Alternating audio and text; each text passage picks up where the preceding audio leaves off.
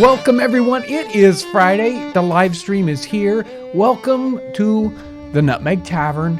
We are here, and I am your host, John Townsend. Behind the bar is Ryan. He's not behind the bar. He's behind the console because it's Aaron's birthday.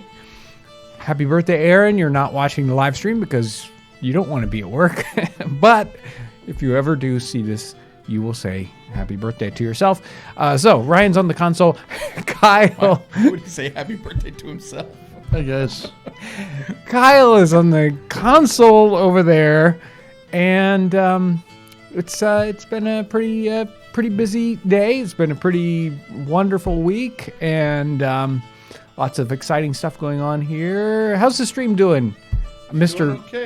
Console? How's everything look out there, guys? Is it working? Because we don't have our normal guy there, and it's Ryan he's just trying to make it happen. Yeah, making it happen, holding down for Townsends.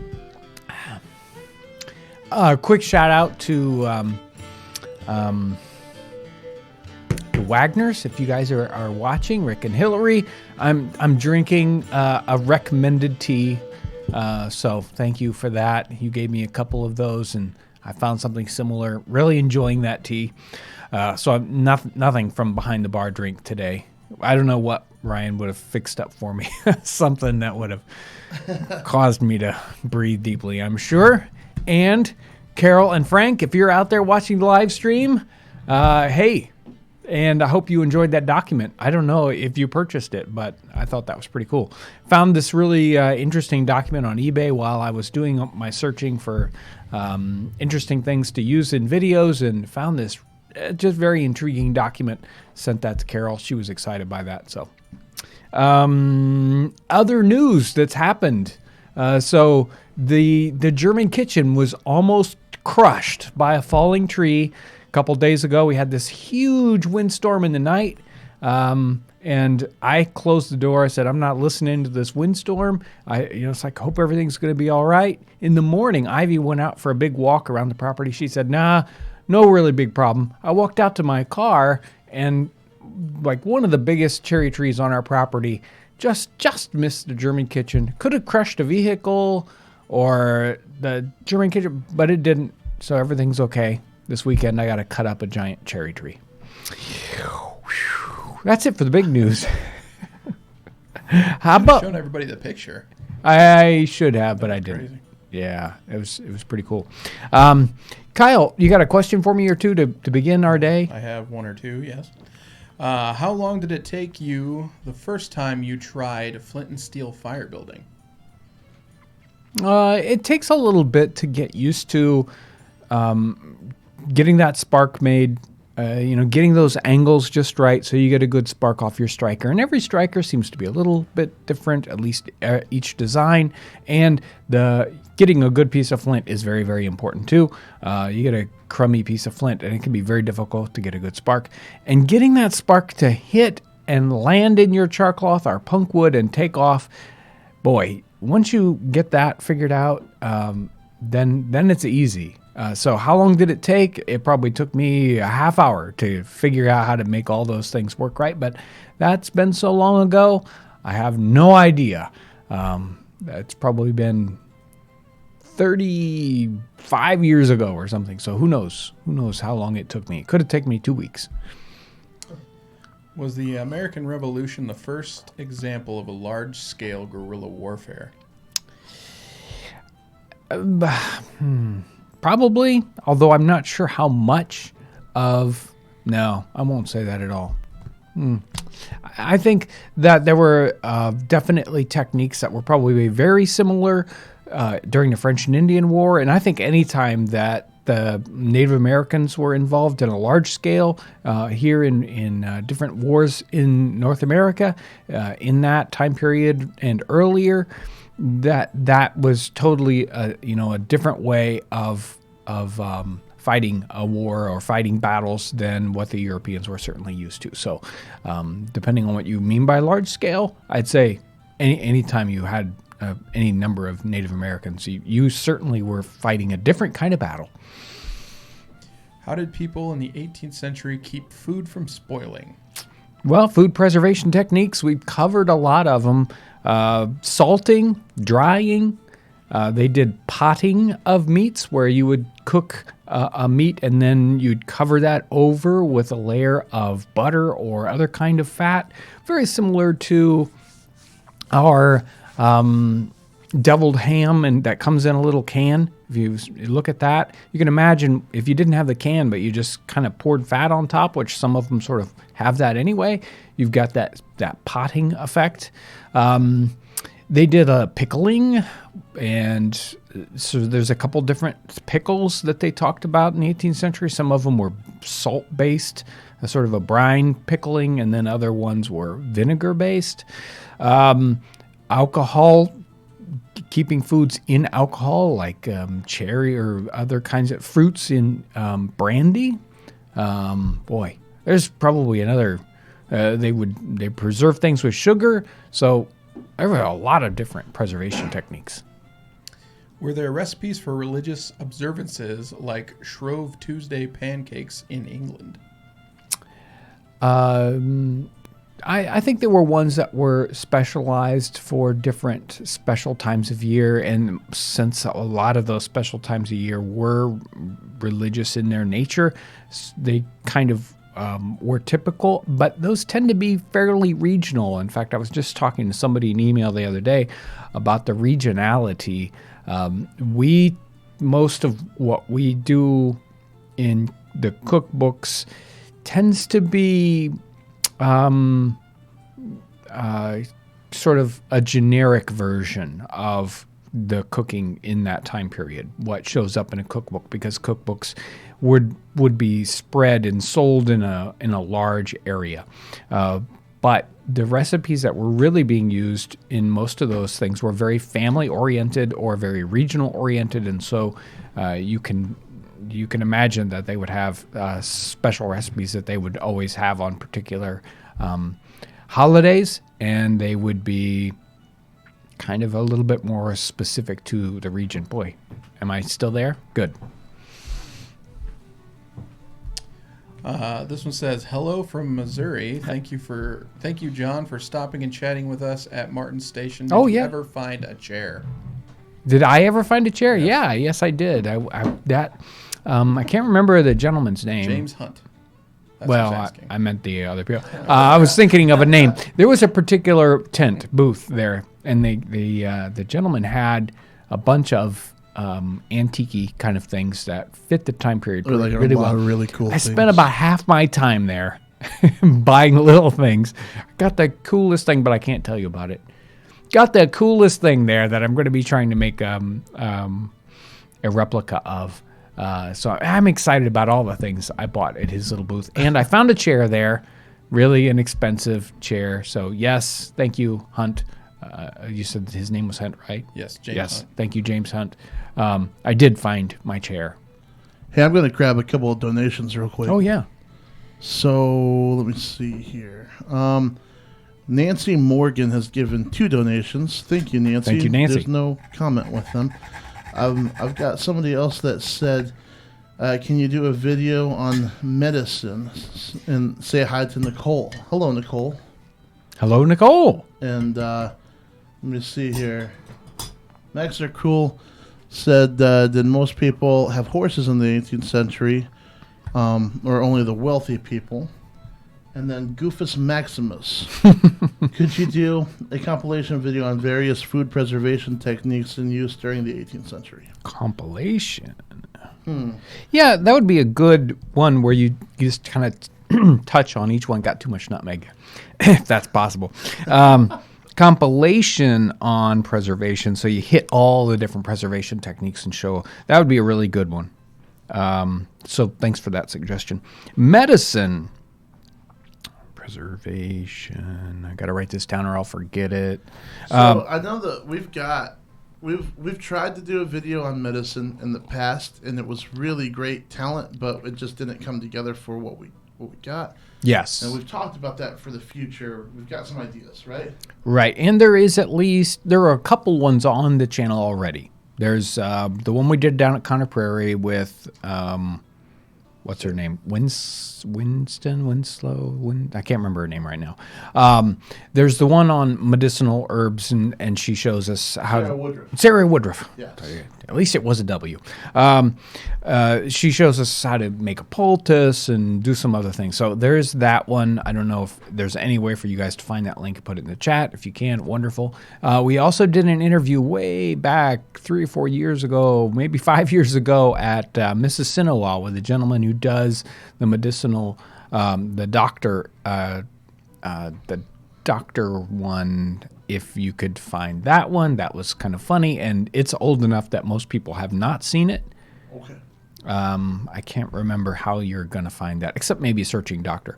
And we have some other ones planned. There's even a slight possibility that as Ryan and I go out this next week, that we might pick up a medicine. Yeah. There's a possibility there. That'd be really cool. Yep. I've got one more. There was the horses one. Oh, horse question. Is that just for wealthy people or most people? I wouldn't say just for wealthy people. I think a lot of people were using horses. Maybe if you didn't have a lot of money, you wouldn't have one, but you might get access to one if you really needed it. You could rent horses. Right. So that was a possibility. And then Matthew just chimed in and said, when can we see you at Connor Prairie and say hi to Georgia?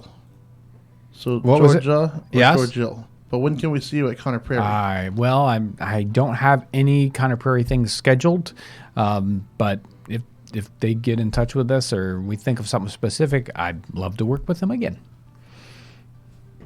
All right, Kyle. All right. Did the Army and naval officers actually buy their commission? If so, did the U.S. adopt the same policy? I have no idea whether the U.S. adopted the same policy about purchasing commissions. I don't think so.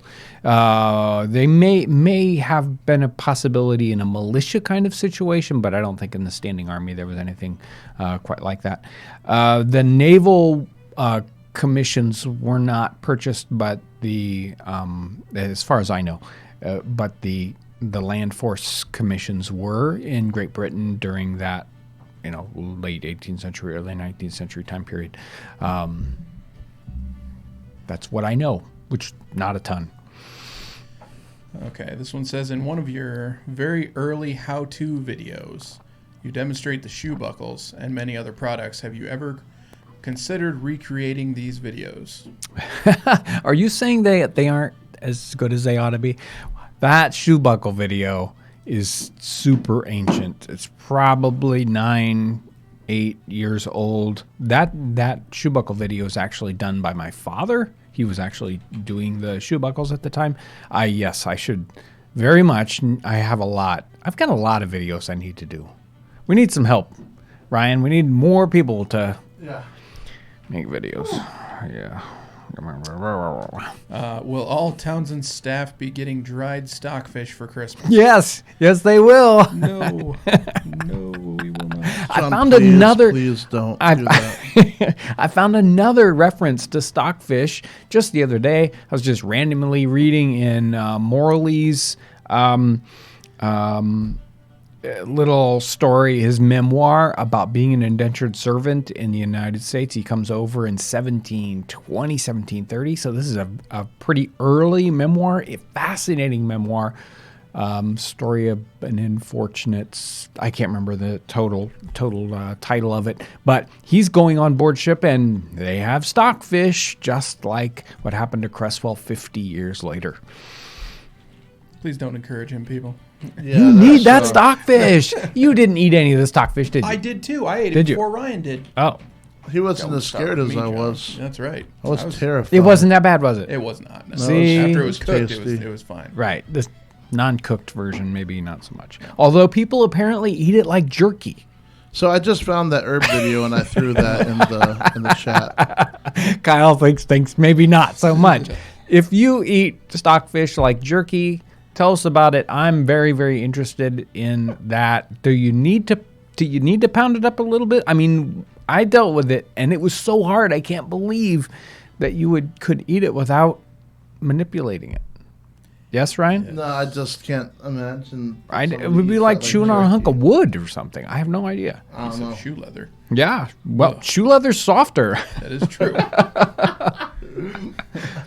All right. This question says, what is the process you go through to decide which recipes will become videos?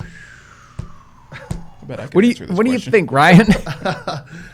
Well, I mean, we do try to take into consideration what people are commenting about, and then the things that we're interested in. Yeah, Yeah. I get excited. I see something like stockfish, and that immediately gets me excited.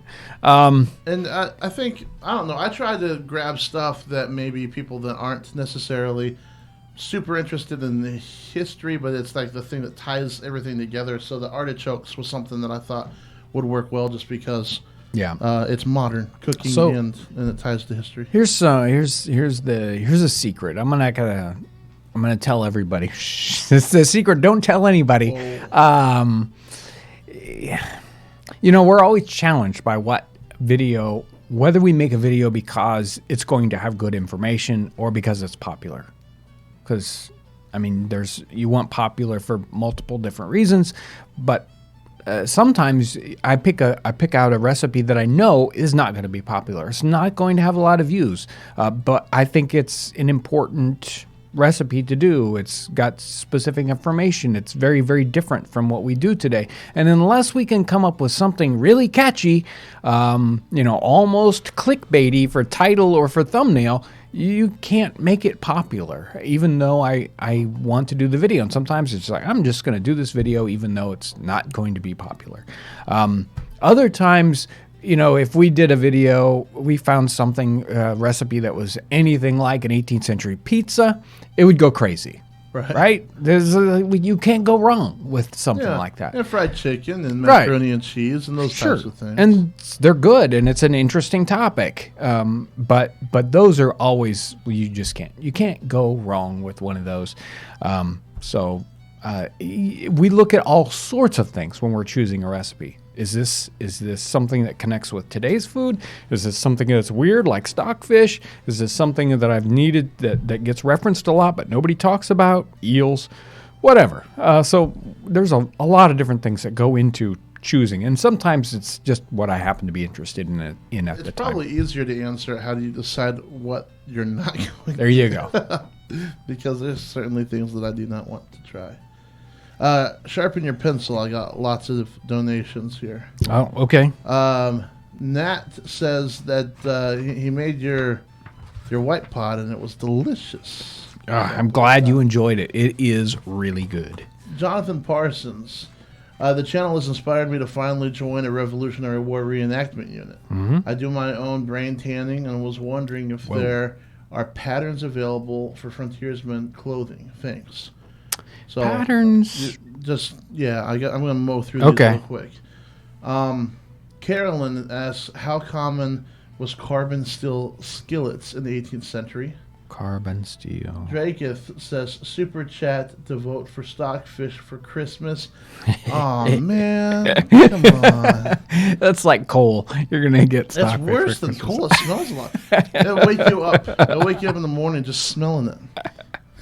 These Yeah. keep you warm. Goofus Maximus again. What about 18th century entertainment? That's a good question. Diana says, enjoyed the cast iron rounded pan from the coffee video. Is that something that Townsends and Son can recreate? And then one more from Mary Catherine. Where do you get or find your 18th century reading material? Wow. So there's a list. It's a lot here. Well, I'll make these fast-ish. Frontier patterns, and you referenced brain tan leather, which means you're probably talking about leather patterns, and leather patterns are a lot more difficult. And so I don't know of a lot that's available for that. Many times those are sort of adoptions from cloth material, cloth patterns, but leather acts different than cloth. And boy, I am not an expert at that, and that's a tougher topic. So We might have to get a leather maker in here sometime. Yeah, That'd be an yeah. interesting video. Yep. Carbon steel skillet. I don't know about carbon steel skillet. I would imagine most of the skillets were made of iron, right? So we talk about carbon steel today all the time because, well, carbon steel is easy for us to get a hold of. They make it in industrial quantities. But carbon steel was not made in industrial quantities in the 18th century, and most people were using wrought iron, not steel at all, for vessels like a skillet that I know of. So, but they certainly did forge a great number of skillets, as well as getting cast skillets, but those are probably late 18th century, early 19th century, or in the 19th century in general. So, there were other people. Jamie Tyree would probably be a better person to answer that particular question. Entertainment in the 18th century, they had they had parties all the time. They had live music. They had plays, and of course, there was reading material, and reading in North America was not a rare commodity. Lots of people were readers. What other kind of entertainment pops into your head? Well, honestly, I was reading. I didn't listen to anything that you just said.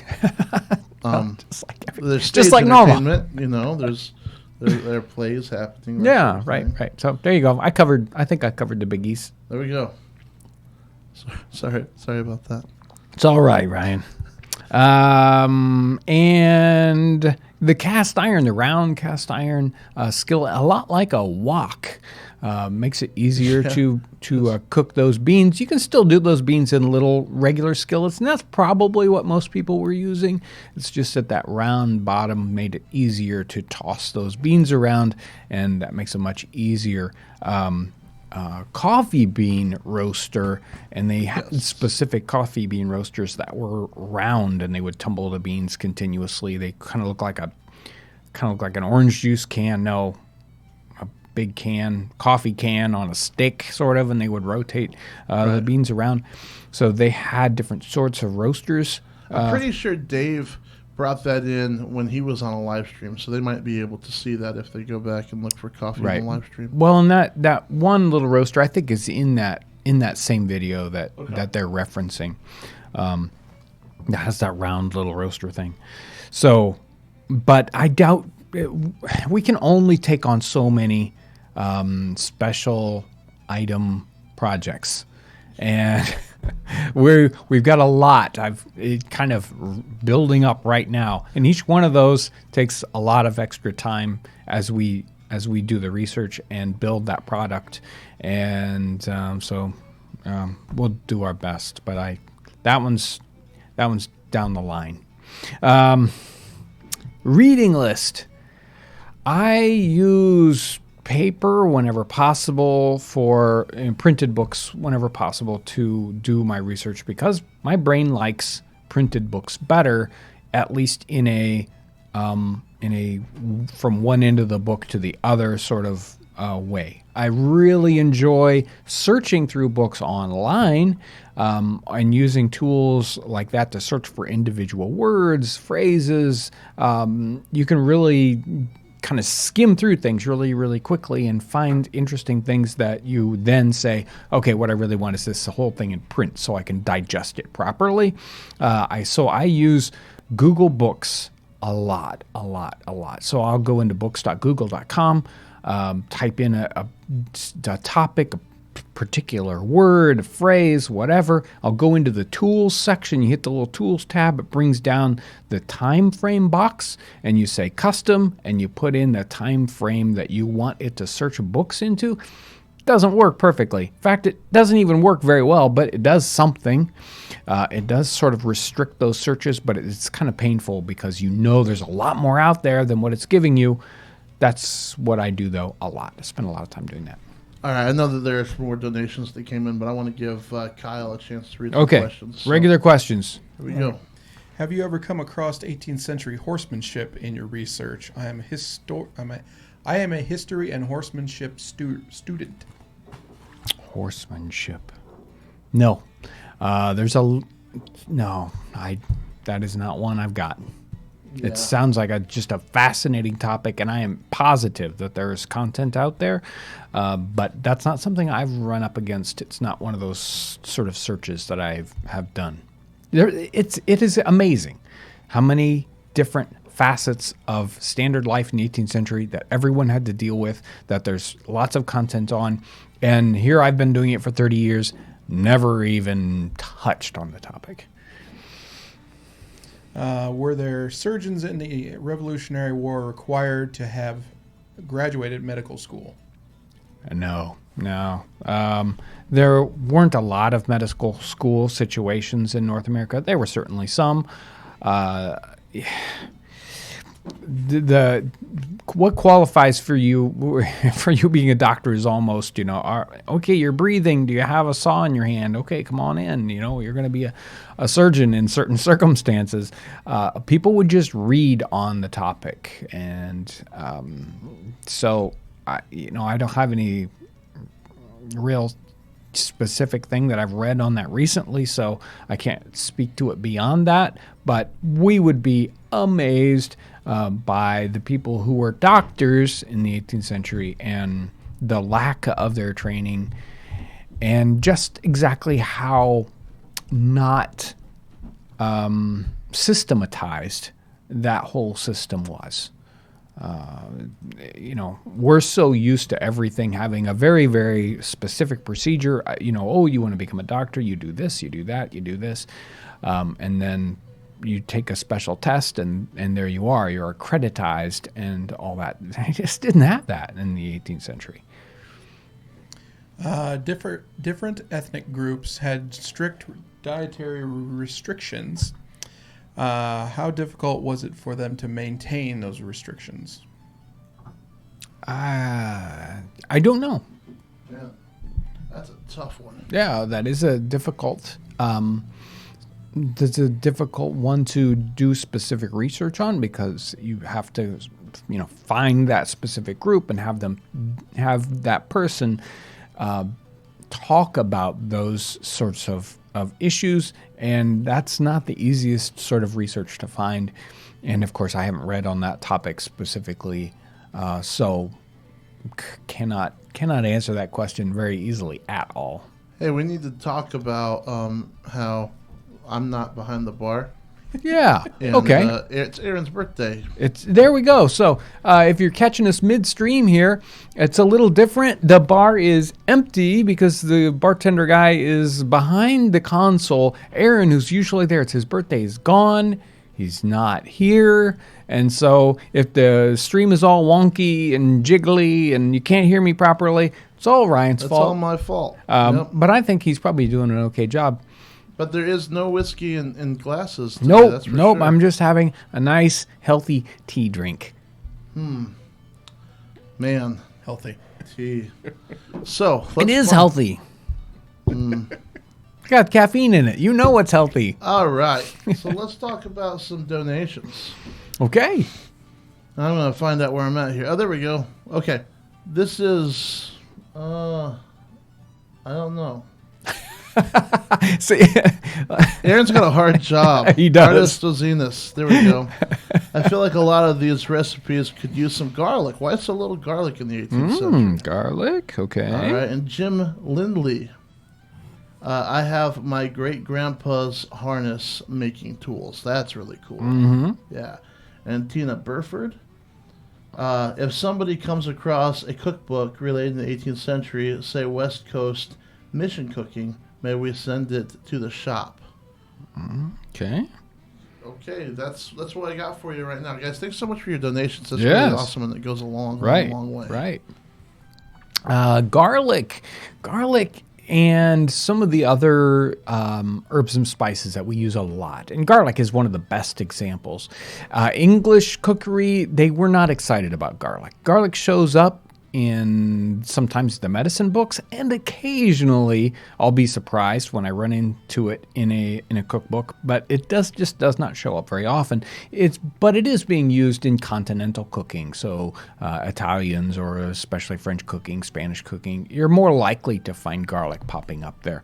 Is garlic also Isn't it popular medicinally in the time period? I think I've seen that. Yeah, I said that, Ryan. Oh, jeez. You're going to have to start paying attention. Well, I'm not going to talk anymore, guys. I'm just going to keep reading. Jeez Louise. His multitasking skills really not quite there. I'm used to pouring drinks and then drinking them, guys. So that's my job here in the bar. Jeez Louise. So, but you'll find references to garlic. So garlic might not show up in the recipe books, but when you hear people talking about eating, they'll mention garlic. So I think it was Dr. Alexander Hamilton, not the one you're thinking of, but a different one earlier on in the 18th century. I think he talks about stopping someplace, could have been Cresswell, but I think it's Hamilton, as stopping someplace to eat, could not eat the food, way too much garlic. So obviously he's not saying it had garlic at all. I don't even know. They're trying to feed me not food. So he was used to garlic showing up in his food, just not at that level. So obviously it was being used in normal-ish cookery here, at least in North America during the 18th century. You just don't see that many references to it. Curly just sent in the donation. Thank you very much. No question. Just okay. There you go. Harness. That it's always. I am recently. Ryan and I have been talking about some sort of philosophical issues behind what we do on the channel, the why of what we do. I've just been sort of thrilled by something I've been reading recently, and I'm going to be looking for some 18th century connections to that thought process. But the idea of passing down tools and know-how in the family, that's so important. That's part of our identity. And we really need to connect with that. One of the reasons why we study what we do here is because it's part of our culture and it's part of our history. When we think about history, history goes a lot deeper than I read something in a book. It's actually what we're made out of. We don't just spring out of nothing. We have our ancestors. They are part of who we are. And having their things, having their knowledge is an important part of our identity. Cookbook, that's what I wrote down. What was that last question? There's Oh, yeah, can you send in a cookbook? Yeah. People do send things in, and I would love it to see it. I would warn you, though, I'm really bad at answering correspondence, and when people are wonderful and send me something, I really have to work a whole lot harder at writing thank you notes and responding to those folks. I found a question that Curly posted earlier, and maybe they tried to connect it. So here's this. Okay.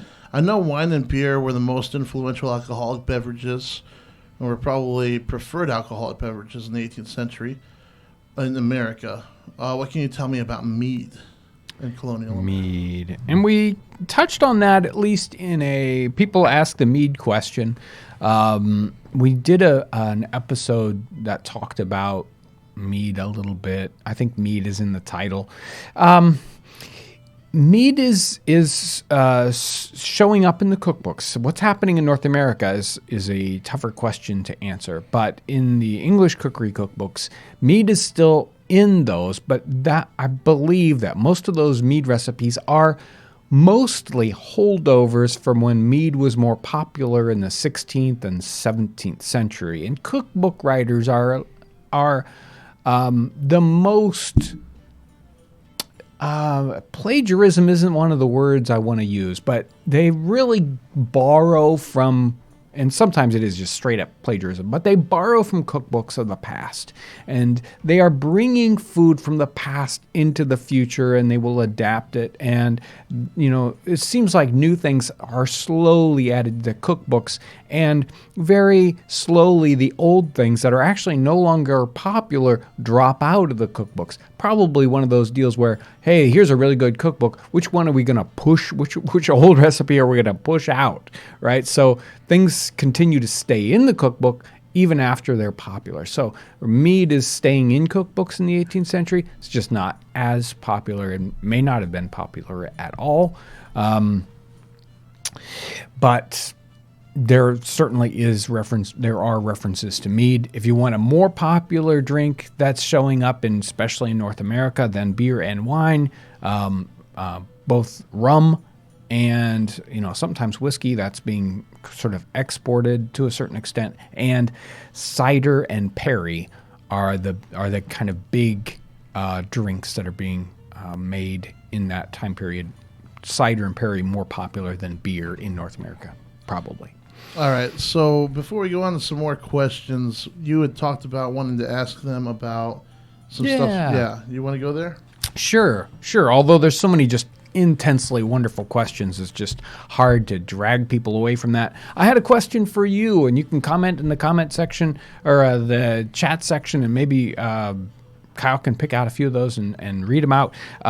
We've been working on coming up with a lot more of the sort of long-form interview kind of videos, and you can see a couple of examples there. We talked to Brian Cushing, and he was here in the Nutmeg Tavern, and we sort of just had a conversation between Brian and I. And at the beginning of the Maggie Delaney series, I talked to Carol about the research she did. And that was a long-form piece, just more of an interview piece.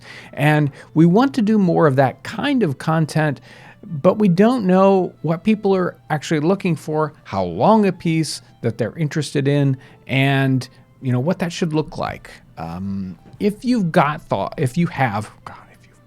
If you have thoughts on that sort of content, what the kind of length you're looking for, the kind of topics you're looking for, the kind of guests that you would be interested in hearing from, we would love to hear that. I wish I had a more firm, specific question to reference on that, but I'll just throw it out like that. Unless you had, Ryan, did you have... No, I think you're probably not listening, so you don't know what I said. I was. I made a point of listening. So yeah, we want to try more of those types of videos, but we want to know if you guys are into it or not. Yeah, really. Yeah, and that's another one of those circumstances where we know those aren't going to be as popular as a 3-minute cooking episode. There just aren't as many people that say, "Oh, I want to listen to or watch a 30-minute interview with XYZ." But it would be really cool to yes, get some PhDs in here to talk with, or stop by them, and or other people some with authors, incredible and just different experience. People that are really skilled in their trades. That would be a lot of fun. I've got a couple of donations. We'll go back into Kyle questions. Okay. Man, I say a lot. I didn't realize that. Keltoid 5. How are you able to reproduce and publish your books under the Townsend imprint? And then Jonathan Parsons. Going to PA from North Carolina in 2 weeks, hitting Mount Vernon, etc. Any must-sees on the way or must-dos besides wearing I put nutmeg on my nutmeg shirt. Thanks. Oh, yeah. Make sure you get the T-shirt. Other than that, wait. Oh, I'll cover that later.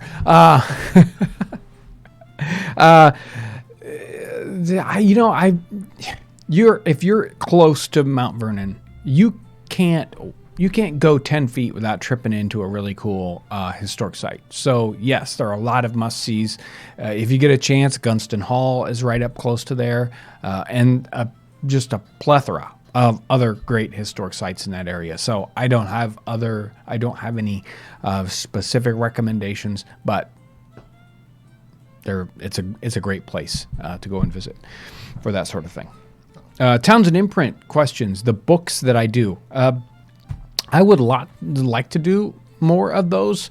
The books in the Townsend imprint series where we pick out books and clean them up and reprint them. And yes, we can, but it takes more manpower than I happen to have on hand right now. There are a few books still in the hopper to do on the Townsend imprint. And basically I find a good book and I think, is this one that we should be doing?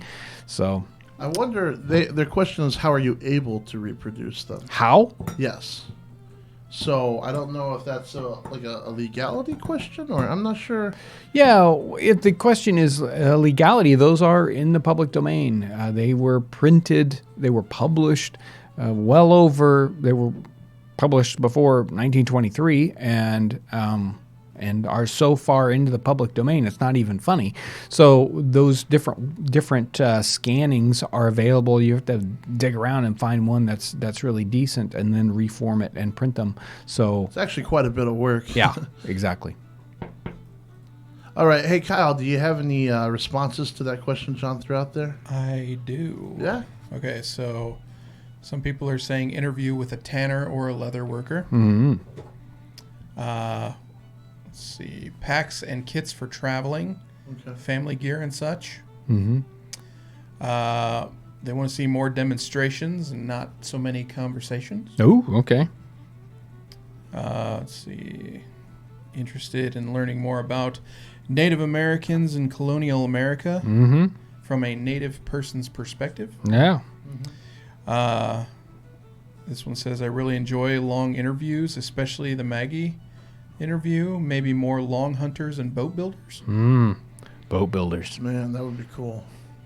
This one says, my interests are in domestic sciences. And this one says, have you ever done a video about media communications, newspapers, farmers, almanacs, Poor Richard's Almanac, printing presses, handbills, couriers, etc.? Mm-hmm. And that is what I got so far. Phew. Thank you for that. There's a ton more. There's a ton more rolling in, so we've got plenty of suggestions here. Good. Yes, more boats, please. Somebody put in all caps. Well, we got some more boats coming up. Well, cool. Let's talk about that T-shirt. Yeah. Somebody mentioned I have nutmeg on my nutmeg T-shirt. We still have. I put nutmeg on my nutmeg. What did I say? Did I say the You wrong said thing? you have it. John already has it. Yeah, right. The rest I have of us it. put it on. You can do it, and you can put it. There you go. T-shirt is available. I think the link is in the description section. It is, and I'm getting ready to drop it in the chat right now. Pick those T-shirts up because they're not going to last forever. And it helps us make cool videos. Yeah, we like to make cool videos. Yeah. I'm excited.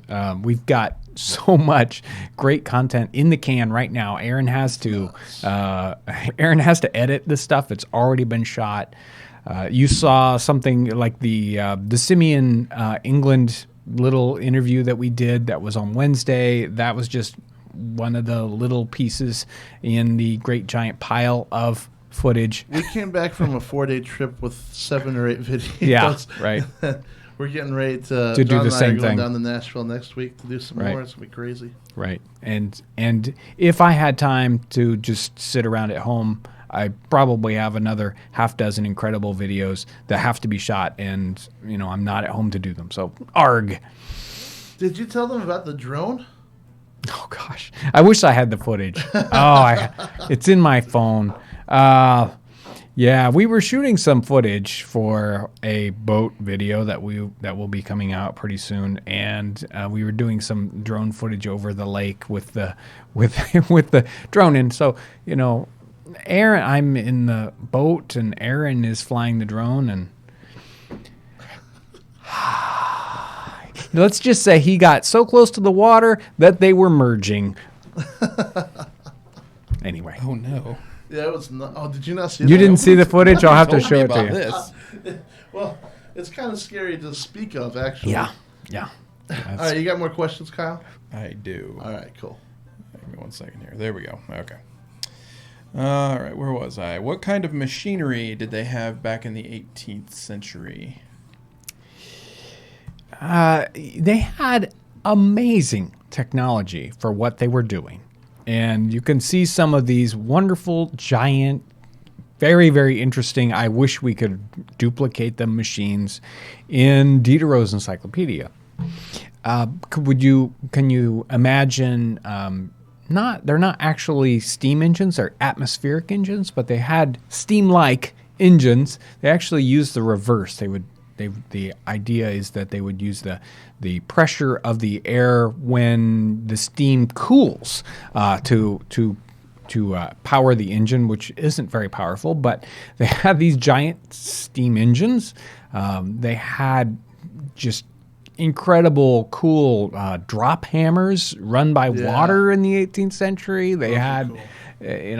They made incredible giant machines and incredible tiny machines. I've got this wonderful video that I want to do coming up having to do with watches in the 18th century, which is a topic that's just really interesting. Really, really interesting. So they could do amazing things, and always just massively intriguing when you get to see that. All right, this question was asked today, and it was asked last week, but I never got a chance to ask it. Now you got a chance. Everybody wants to know about your pen/pencil you have there. This is our mechanical pencil. We sell these on the website, so it's one of our typical products. Yeah. We are actually going to be working on some writing videos here in the very, very near future, and you'll see them probably within. Well, who knows? By the time the schedule, the things we're shooting now get into the release Sometime in schedule, December. sometime December maybe. But we'll be talking about these guys. Now, these have graphite pieces in there, and in the time period, you probably wouldn't have had graphite in here. You might have had lead in here, actual lead, the metal, or different sorts of compressed chalk, different tools like that you would have in a pen holder like this that you would use like a pencil. Because it's graphite, it works well for a child's chew toy as well. Instead of lead? Yeah, right. Yes, right. So, yeah, it's a tube, and it has this sort of clampy part on the end that opens up, and then you can move your lead around and then push that clamp back over, and it squeezes the lead and holds it together. But a lot easier to use for quick notes instead of your dip ink pen that's messy, and you have to spend time. The lead pencils don't work as well, but they use them for temporary note taking, and they even had special little ivory notebooks and little wafers, little pieces they would write on, and they could erase that with their lead pencil. Or you can just write straight up on paper. It's really handy for note taking when you don't want to have to get out your dip pen. All right, it's donation time. No, So, donation time again. You ready? All right. Kyle's like, no. We asked 2 questions, man. Come on. I'm sorry. They're just rolling in. All right, Burning Diamond. It would be lovely to see interviews, collabs with experts on different 18th century craftsmen and quickly and leather I am work. so intrigued by some of that. Yes. Keltoid 5 says 18th century communications. How are they able to talk to each other? Books, letters, pamphlets.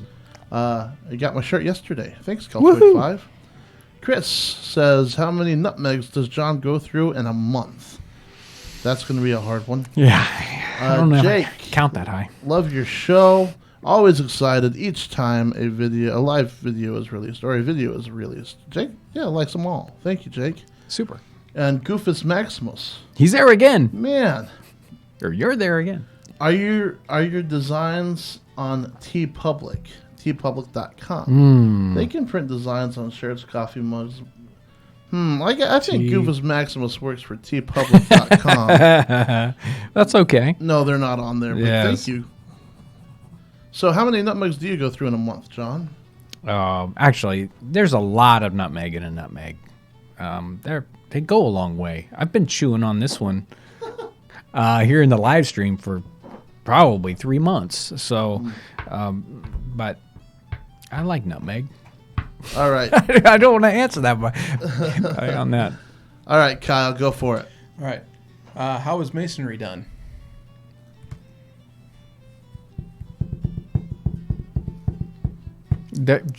Like it's done today. I mean, I'm not sure that there's a lot different today versus then, except, yeah, I'm not sure how I would go beyond that. There may be a